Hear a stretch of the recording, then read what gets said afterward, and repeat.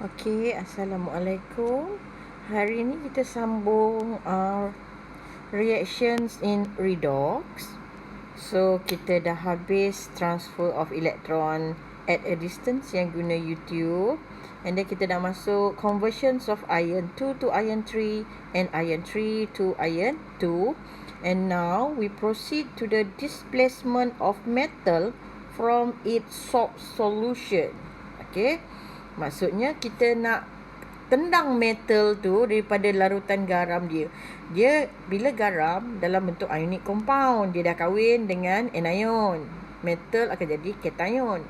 Dalam hal ni, cation tu ditendang keluar, diganti oleh metal ion yang lain. So itu namanya displacement of metal from its solution. So for this chapter, kita akan kenal what we call electrochemical series, atau biasanya kita kenal dengan nama ECS, electrochemical series. Cuma dalam exam you all tak boleh guna short form ECS, kita reject. Okay, what is ECS? A series of metal arrangement according to the standard electrode potential, which is E naught, in the order of the most negative to the most positive. More electropositive metals are stronger reducing agent. Bila dia kata stronger reducing agent, maksudnya dia akan mengalami oxidation. Sebab reducing agent akan mengalami oxidation. Oxidation maksudnya dia loss elektron. Leo, ingat Leo. Okey, di mana bila dia reducing agent, E naught dia adalah more negatif. Lagi atas lagi negatif. Okey. So kalau kita tengok dekat table ni, okey, yang atas K ni negatif 2.92. Maksudnya the most negatif. Bila negatif maksudnya kecenderungan dia untuk bertindak sebagai reducing agent lebih tinggi. Bila lebih tinggi maksudnya dia akan mengalami oxidation. Yang bawah pula, bila kat bawah, dia lebih cenderung menjadi oxidizing agent. Oxidizing agent maksudnya dia mengalami reduction. Bila reduction maksudnya dia gain elektron. Okay. Okay, now kita tengok. More electropositive metals are located at the higher position in electrochemical series. Yang lebih atas adalah lebih elektropositif. Apa maksud elektropositif? Elektropositif adalah tendency to release elektron. Sebab metal-metal ni, kalau dia lebih cenderung release elektron, dia akan jadi positive ion. Okay. The reaction that takes place involve transfer of electron from metal atom to metal ion. Kalau you ada belajar masa chemical bond tu, metal atom dia akan release elektron. Okey, metal ion pula, masa dia nak jadi ion, dia dah release elektron. So, dia kena gain balik supaya dia jadi atom. Supaya jadi atom semula, dia kena ambil balik lah. Kalau dia buang, contoh sodium. Sodium buang satu elektron supaya dia jadi sodium ion. Sodium, dia buang satu elektron supaya dia jadi sodium ion. So kalau dia nak jadi atom semula, sodium ion tu perlu gain one elektron supaya dia jadi atom semula. Sebab tu kalau you all tengok dekat equation ni, dia anak panah ni. Okay. So the more electropositive the metal, the easier for it to release electron. Metal at the top of the electrochemical series are the stronger reducing agent. In contrast, the lower position of metal ion in electrochemical series, yang ini metal ion, area yang sini, area yang ni. Sibuk pula benda tadi. Dia adalah the strong oxidizing agent. Bila oxidizing agent, dia akan mengalami reduction, iaitu gain elektron. Gain elektron, salah hija pula tu.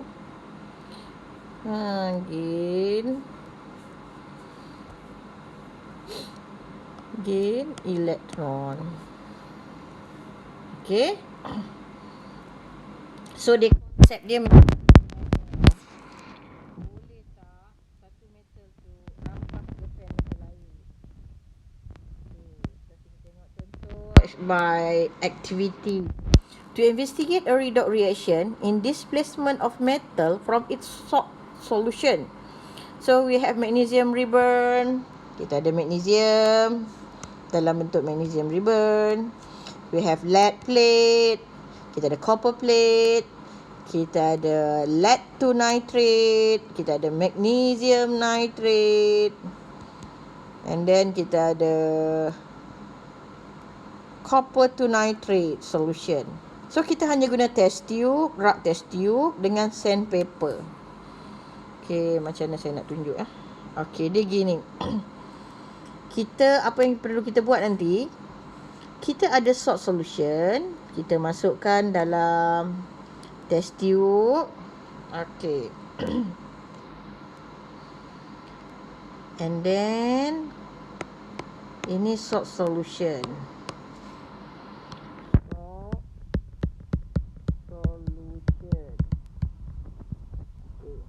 Lepas tu kita akan masukkan metal.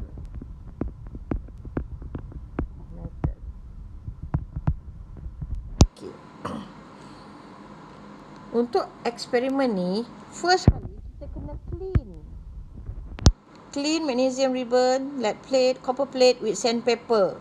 Why? Because to remove oxide layer. Sebab kita nak biar metal saja yang react dengan salt lagi satu tu. So contoh kat sini, put magnesium ribbon into 2 different test tube. So kita letak lead 2 nitrate solution and copper nitrate solution in the second test tube. Okay. And then kita repeat by using lead plate and copper plate. And then kita pun letak magnesium nitrate and then copper nitrate dalam test tube ketiga, keempat. Begitu juga magnesium nitrate masuk ke test tube kelima, lead nitrate masuk ke 6. And then kita masukkan copper plate. Okay. So apa yang boleh kita perhatikan? Kalau magnesium, kita masukkan dalam lead 2 nitrate. Okay, you all kena hafal ECS baru senang. So untuk hafal ECS macam ni kan. Saya tak tahulah korang dulu ramai yang buat macam apa namanya, kaedah apa, mnemonik ke apa benda yang kalau cari apa benda entah.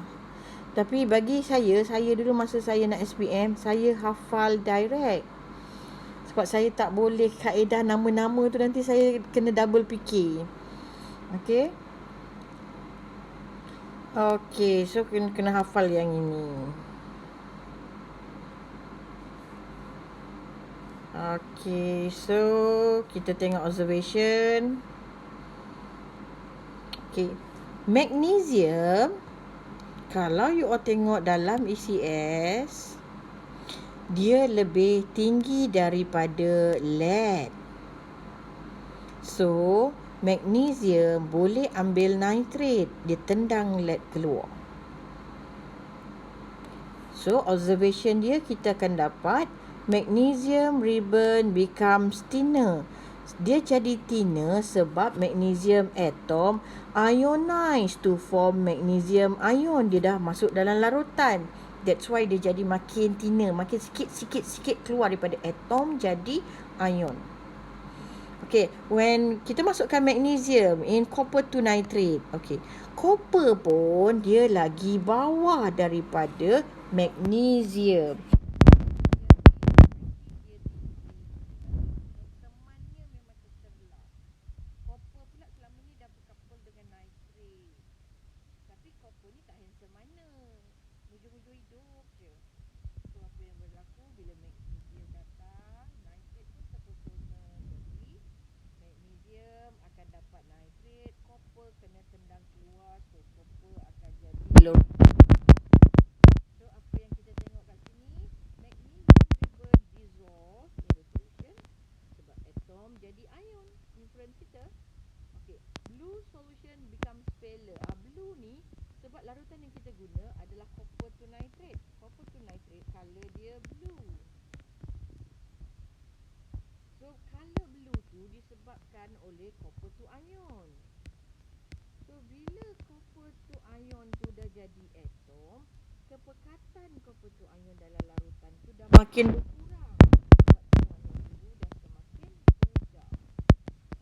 And then kita dapati brown solid deposited. Brown solid ni adalah copper atom tu lah yang dah keluar. Okay. Next, kita dengan magnesium nitrate. Magnesium dah berkapul dengan nitrate, dah bahagia.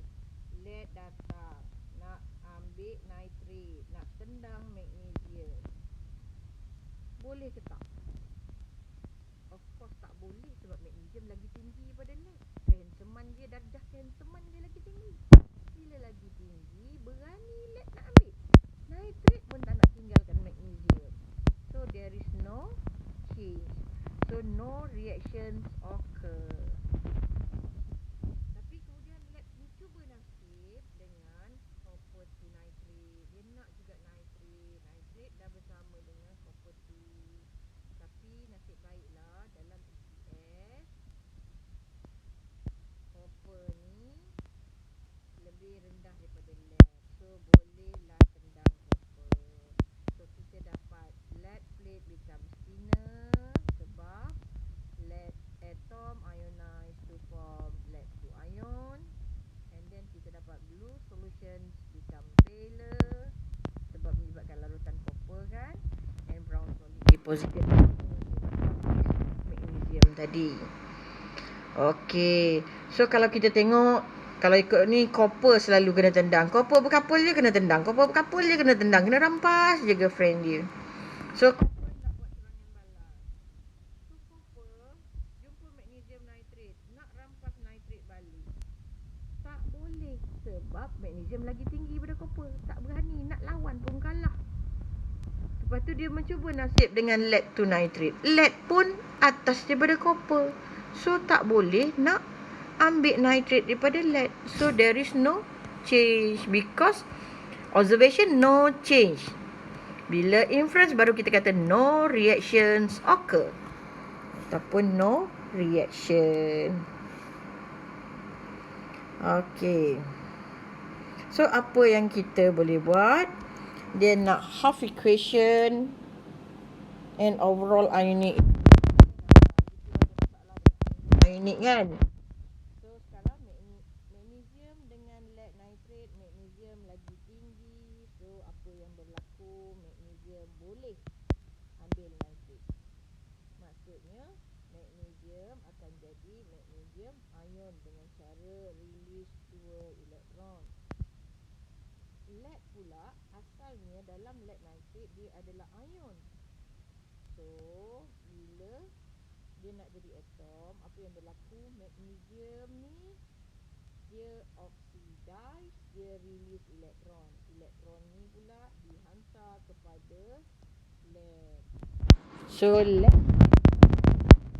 elektron to form lead atom. So untuk gabungkan overall ionic equation, kita just campur dua, half dengan half dengan syarat elektron sama dan kebetulan elektron memang sama. So senang je. Okay, for experiment magnesium and copper to nitrate. So samalah, magnesium boleh displace copper from copper to nitrate.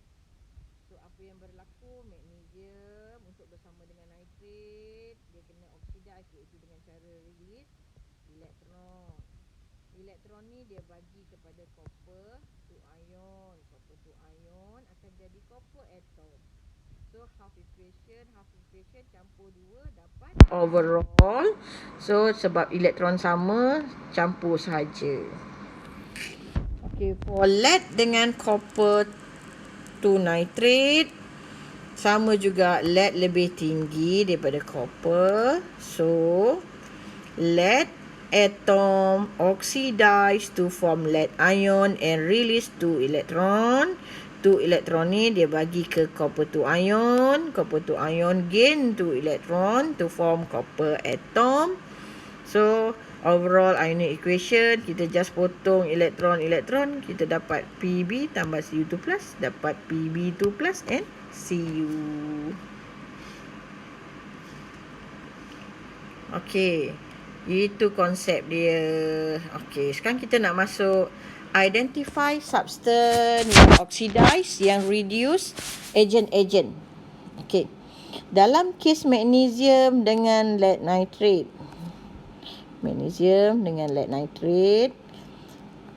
yang oxidize adalah magnesium, because magnesium atom lose electron to form magnesium ion. Okay, yang reduce pula adalah lead 2 nitrate, sebab lead 2 ion gain electron to form lead atom. So oxidizing agent adalah bahan yang mengalami reduction, iaitu lead 2 ion, because lead 2 ion is the electron acceptor. Dia gain electron, tu kita panggil electron acceptor. Reducing agent adalah magnesium, sebab magnesium is electron donor. Dia penderma elektron. Okey, kalau magnesium dengan copper to nitrate, magnesium oxidize, sebab magnesium atom lose electron to form magnesium ion. So copper to nitrate yang mengalami reduction, yang reduce, because copper to ion gain electron to form copper atom. Oxidizing agent adalah copper to ion yang mengalami reduction tadi, because dia adalah electron acceptor, penerima elektron. Magnesium pula adalah reducing agent, because magnesium is electron donor. Next,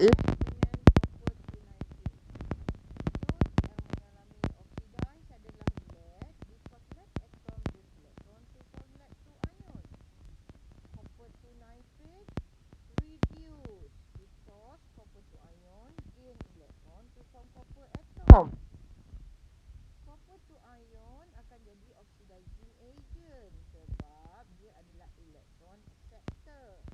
Magnesium. Oh, ni bukan magnesium ni lead pula, because lead is electron donor. Okay, so kesimpulannya, korang kena tahu ECS. Saya tak tahu this year dia akan bagi ke tak. Kalau dulu memang kena hafal. Daripada situ kita tahu metal yang lebih atas boleh displace metal yang di bawahnya dalam ECS tu from its solution, daripada larutan garam dia. Okey, itu kesimpulan yang kita boleh buat untuk displacement of metal. Metal yang bawah jangan mimpi nak displace metal yang atas daripada larutan garamnya. Sebab tu kalau kau tengok mak-mak masak kat rumah kadang pakai cincin emas ke apa kan. Emas dia lebih bawah.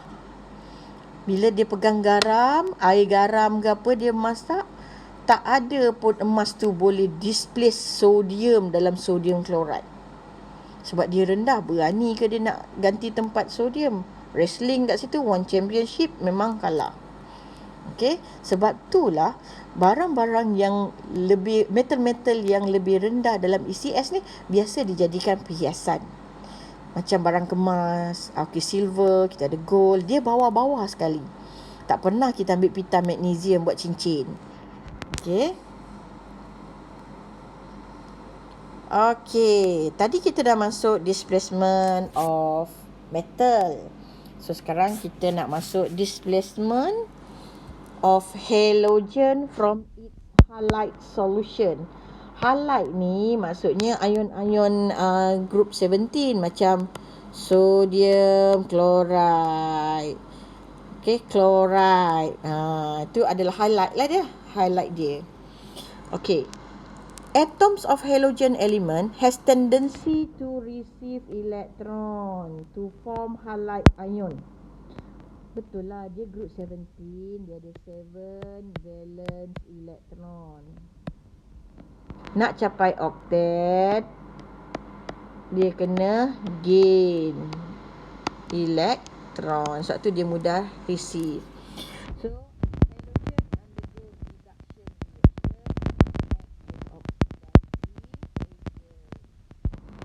the reactivity of halogen decrease down the group 17. So, going down group 17, halogen becomes more difficult to receive electron. Okay, jadi kekuatan dia sebagai oxidizing agent akan decrease. Dia susah nak receive electron kalau kita belajar sebab size dia. Size makin besar bila kita going down the group. Bila size makin besar, kita punya distance between nucleus and valence electron becomes further, jarak jauh kan. Bila jarak dah jauh, tendensi dia nucleus tu nak pull another electron, nak masuk dalam dia punya kita panggil apa, valence electron punya shell tu, outermost shell tu semakin kurang. Sebab tu dia kurang boleh tarik elektron.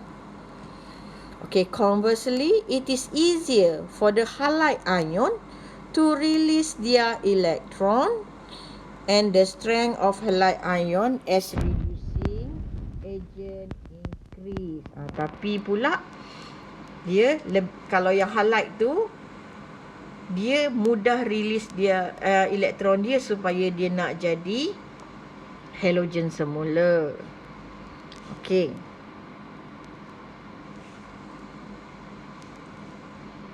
So contoh displacement of halogen. So dekat dalam kes ni kita ada chlorine water. Dalam ni potassium bromide, sebenarnya kita ambil bromide ni. Okey. So kalau kita tengok chlorine dengan bromine dalam group 17, siapa lagi tinggi? So sebenarnya chlorine lagi tinggi daripada bromine dalam group 17. Oleh itu, chlorine boleh displace bromide daripada potassium bromide. So, apa yang berlaku? Chlorine bila bertemu dengan KBr, dia ambil tempat orang ni. Dia akan jadi KCl tambah dengan Br kena tendang. Tapi Br kita dah belajar group 17, dia mesti wujud berdua. So Br 2. So Cl kat sini pun kena 2. Sini pun kena 2.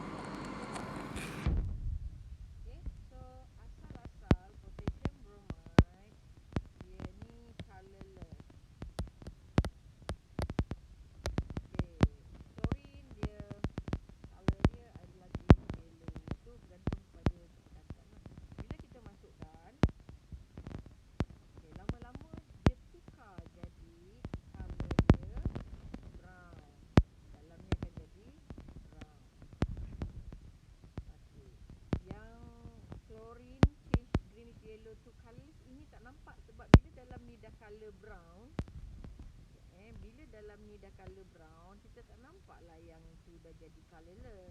So yang kita nampak ketara yang ni. So apa yang berlaku? Bromine is formed. Bromide ion release electron to form bromine molecule. So bromide ion oxidize.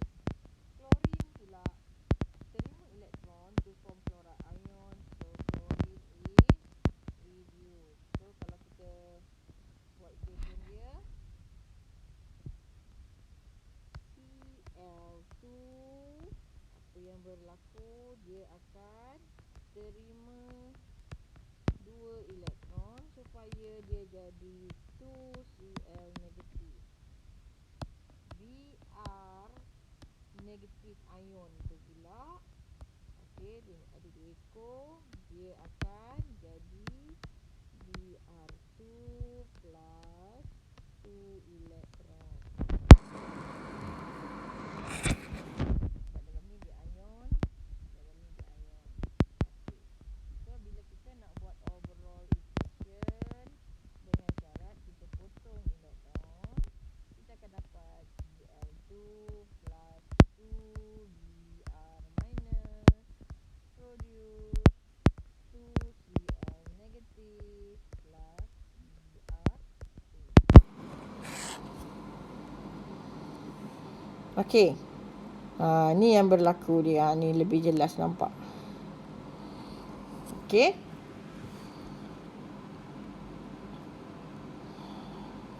Kalau kita tengok oxidation, kita kata oxidation sebab dia release elektron. Yang ini reduction sebab dia gain elektron. Bila dalam ionic equation, elektron-elektron tu dah tak wujud sebab dia sama elektron, kita potong-potong. Okey. So, kita nak study tentang halogen dengan halide. Lagi atas group 17, lagi kuat sebagai oxidizing agent. Bila oxidizing agent, maksudnya dia mengalami reduction. Reduction maksudnya dia gain elektron. Bagi halide pula yang ion-ion ni, makin ke bawah, kekuatan dia sebagai reducing agent increase, maksudnya dia lebih mudah mengalami oxidizing. Oxidize lah, kalau guna oxidizing kau confuse. Dia mengalami oxidation. So oxidation maksudnya dia release atau lose elektron.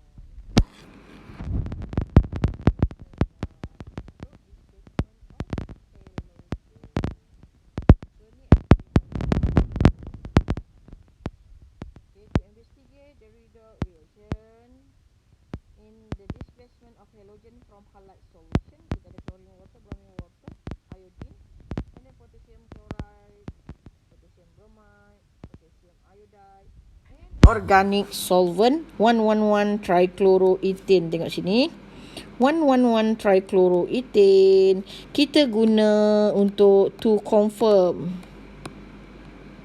the halogen. Nak kenal pasti halogen. Okay. The test tube measuring cylinder.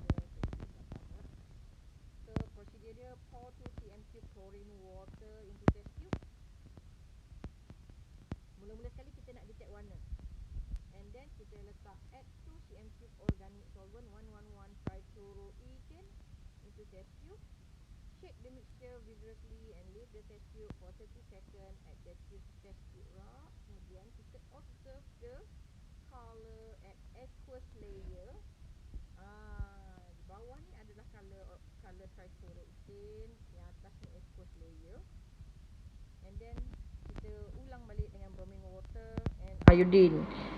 So kita nak tengok apa warna dia kalau dalam aqueous, apa warna halogen dalam organic solvent. Jadi apa yang berlaku bila kita ada halogen, dia akan half halogen masuk ke bawah, half halogen stay ke atas. Dia trivalent. So dia akan memberikan color yang berbeza. Daripada color tu kita boleh tahu halogen apakah yang ada dalam tu. Bila dah kenal pasti, barulah kita buat reaction, iaitu nak tengok halogen mana boleh tendang halide yang mana. So kita ada halide potassium chloride, kita test dengan bromin, satu dengan iodine. Potassium bromide pula, satu dengan klorin, satu dengan iodine.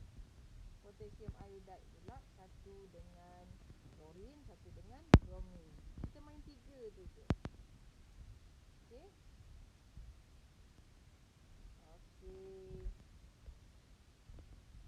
Okey. Aktiviti A untuk kenal pasti tadi tu yang dalam yang kita letak 111 trichloroethane dengan aqueous tu. Ini 111 trichloroethane. Ini aqueous dia lah. Okay. So kalau klorin, atas akan color pale yellow, bawah yellow.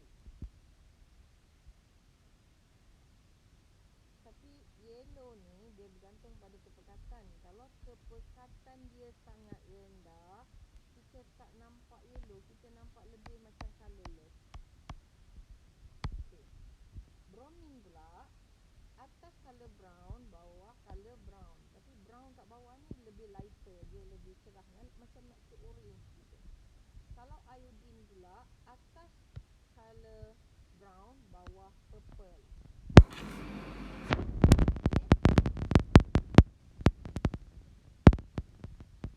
So kita tengok result kita.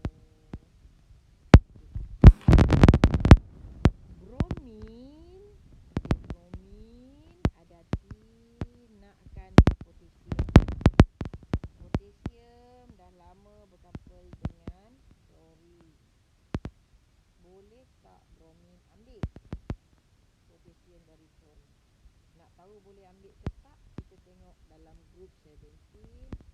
Sebenarnya kita ada klorin, bromin, iodine. Tapi untuk eksperimen normal, normally 3 ni je.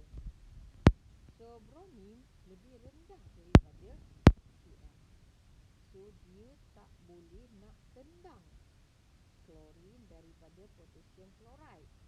Oleh itu, halogen yang akan ada dalam test tube tu adalah bromin akan stay. Sebab dia tak boleh ambil, dia tak boleh jadi bromide ion. Sebab itulah dekat aqueous layer dia color brown, dalam trichloroethane layer pun brown. Confirm bromin masih ada, tak berlaku displacement. Okay. Iodine pula cuba nasib. Iodine lagi bawah, nak rampas boyfriend klorin. Berani? Memang tak berani. Oleh itu kita dapati aqueous layer brown, bawah purple. Maksudnya dalam test tube tu iodine masih ada. So cannot displace. Jangan mimpi nak rampas boyfriend klorin. Okay. Next kita ada potassium bromide. Potassium bromide, klorin nak. Boleh tak? Boleh, sebab klorin lebih tinggi daripada bromide. So, klorin boleh tendang bromin daripada potassium bromide, and dia akan jadi potassium chloride. So, bromin akan tersingkir jadi Br2. So, itu yang kita dapat. Colorless layer change to brown, and then color dalam trichloroethane pun dapat brown. Confirm bromin ada. So asal daripada klorin tukar jadi bromin. So berlaku displacement. Okey, iodine mencuba nasib nak rampas boyfriend bromin. Boleh tak? Tak boleh, sebab iodine lagi rendah. Jangan mimpi. Oleh itu, yang maintain ada dalam test tube tu, halogennya adalah iodine. Sebab tu color dia remains brown and remains purple. Okay, next. Potassium iodide.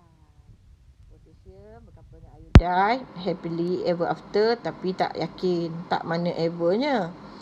Klorin sampai, klorin minat dekat potassium. Klorin lebih tinggi daripada iodide. So, dia boleh ambil potasium daripada iodide. So, dia akan tendang iodine keluar. So, iodine kena tendang. So, bila iodine, colourless layer change to brown, kita dapat purple dekat lapisan bawah. Bromin pun try juga. Oleh kerana bromin lebih atas daripada iodine, so bromin can displace iodine from potassium iodide. So, iodine pun kena tendang lagi. So, kita dapat colourless layer change to brown and purple, confirm kehadiran iodine. Okay.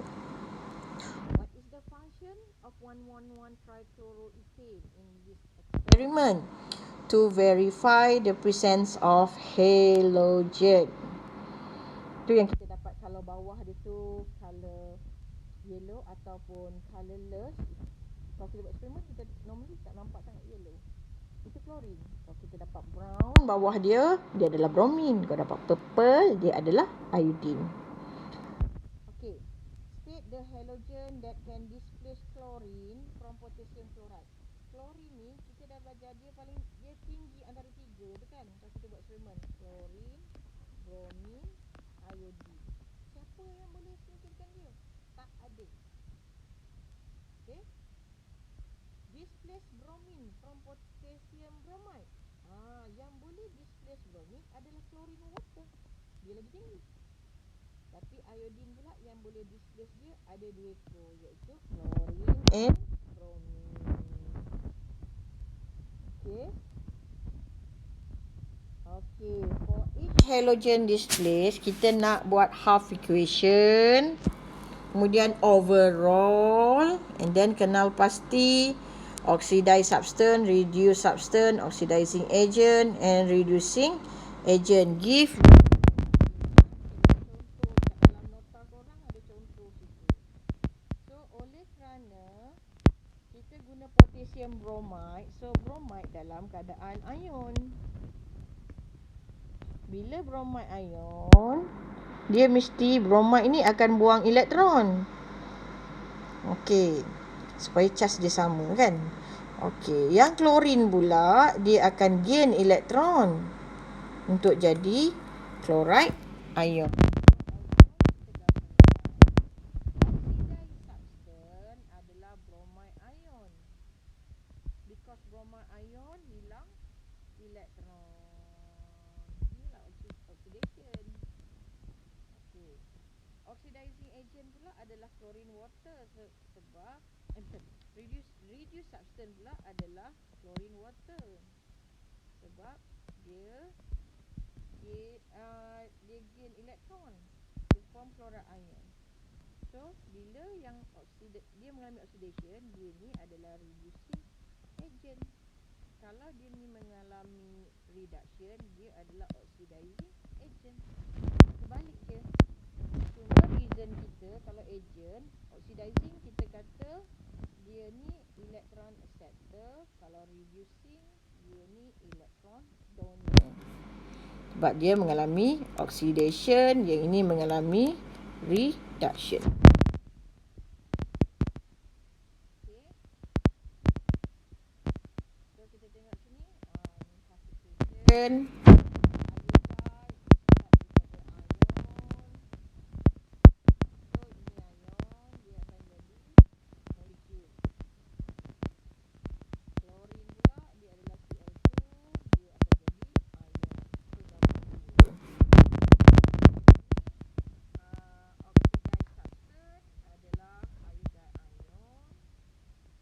Substance adalah chlorine water. Reason dua-dua ni sebab kalau oxidize mesti lose elektron, yang ini gain elektron.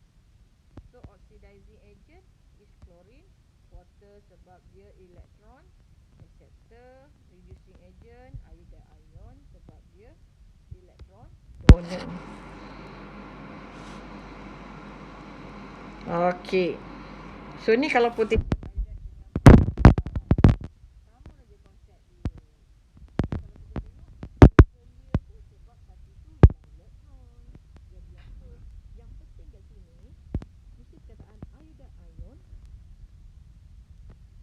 ini akan jadi iodine molekul.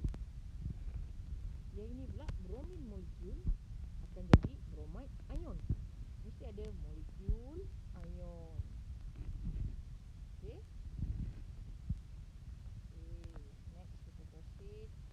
Based on the observation from this laboratory activity, arrange chlorine, bromine, iodine in ascending order of the strength as oxidizing agent. Ascending maksudnya apa? Semakin meningkat kan? So kita start dengan iodine, bromine, chlorine. Chlorine lagi as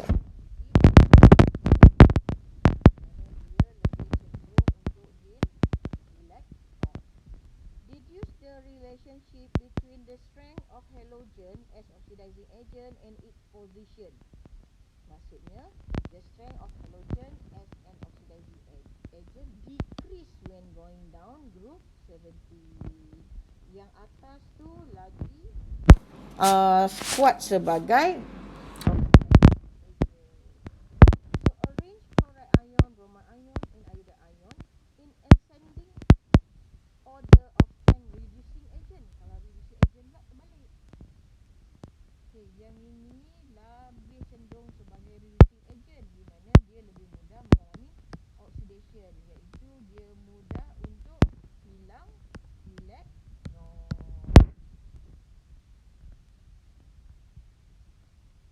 Okay, kita nak tengok contoh soalan. What is the meaning of redox reaction? So redox reaction is a chemical reaction where oxidation and reduction occur simultaneously. So ini memang jawapan dia, jangan buat-buat ayat lain. 1.5 show equation for several redox reaction. Kita ada reaction 1. Reaction 1 ni sebenarnya adalah displacement of metal. Okay. Yang reaction 2 tu adalah pembakaran biasa. Okay. And then reaction 3 tu kita nak balas metal dengan halogen. And number 4 adalah displacement of halogen.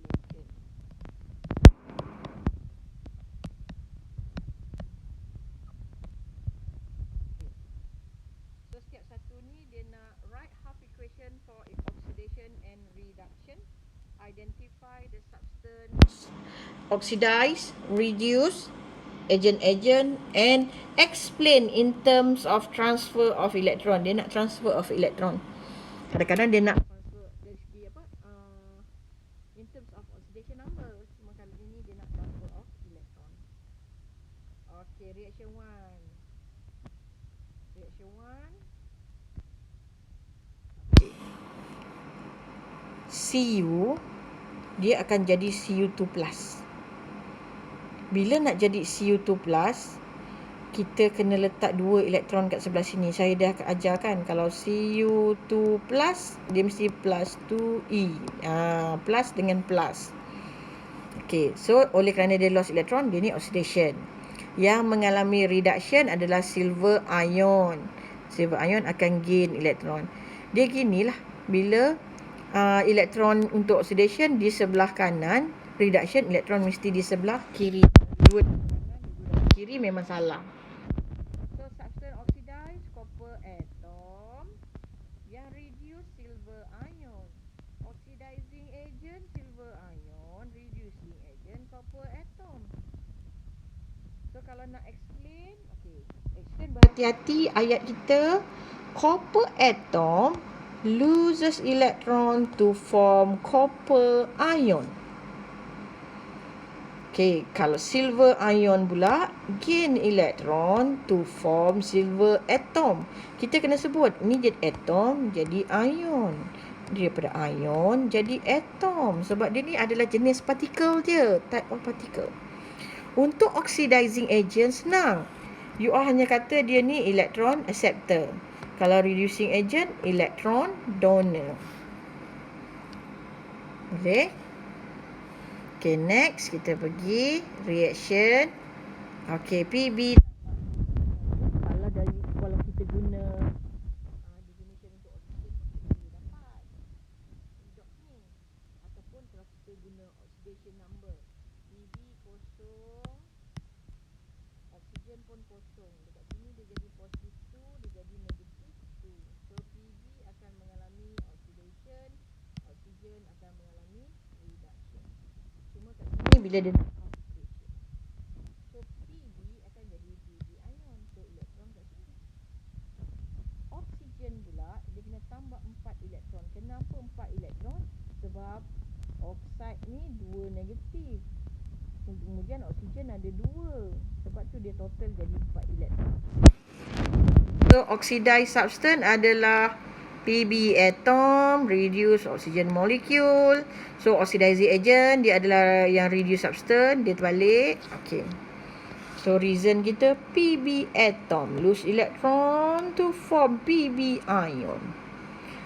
Oxygen molecule gain electron to form oxide ion.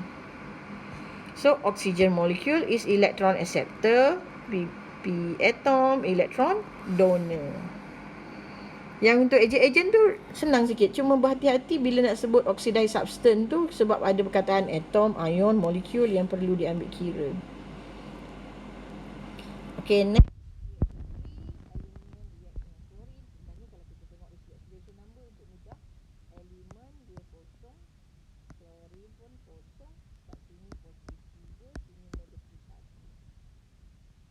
Aluminium akan mengalami oxidation, klorin akan mengalami reduction. So kita dapat aluminium, klorin. So bila jadi ion, aluminium bercas 3+, oleh itu kena plus elektron. And then chloride pula bila jadi ion dia Cl negatif, tapi sebab klorin ada 2, kena ada 2 sini, sebab tu kena 2 elektron. Aluminium atom reduce chlorine molecule, oxidizing agent chlorine molecule, reducing agent aluminium atom. So explanation for oxidized aluminium atom, lose electron to form aluminium ion. Chlorine molecule gain electron to form chloride ion. So chlorine molecule adalah electron acceptor, aluminium atom electron donor. Okay, last. So this one, kalau kita tengok oxidation number, ni elemen 0, this one negative 1, this one negative 1, this one 0. So daripada 0 to negative 1, dia mengalami reduction. Daripada negative 1 to 0, dia mengalami oxidation. So yang oxidation adalah iodide, dia akan jadi iodine dengan cara release 2 elektron. Okay, reduction pula bromine gain 2 elektron supaya 2 bromide. So sini 2, sini kena 2. Oleh itu yang oxidized substance adalah iodide ion, sebab dia lose electron to form iodine molecule. Reduced substance adalah bromine molecule, sebab dia gain electron to form bromide ion. So oxidizing agent adalah bromine molecule, sebab dia electron acceptor. Okay, iodide ion pula adalah reducing agent because dia adalah electron donor. So itu je yang kita perlu tahu untuk displacement of metal and displacement of halogen. Okay, so kita akan proceed kepada soalan tutorial kita yang ada dalam tutorial tu. Soalan nombor 45. Dan ada lagi ke? Tak ingat. Okay, kita stop kat sini. Okay, terima kasih.